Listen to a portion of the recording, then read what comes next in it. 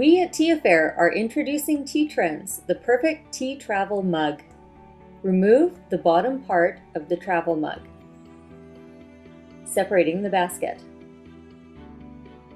Place 1 teaspoon of whole leaf teas into the basket and put it back into the travel mug. Replace the lid. Now press the button.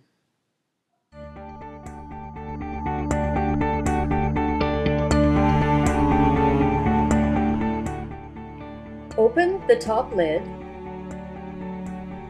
and pour in your preheated water, filling it to the displayed mark line.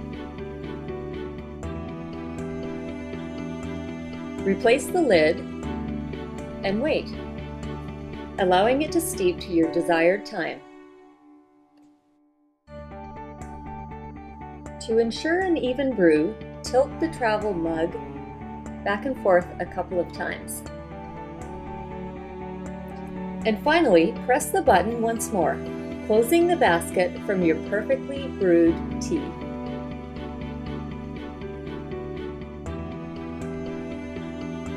Slowly open the lid, releasing any air bubbles that may have formed. Your tea is now completely separated from your leaves.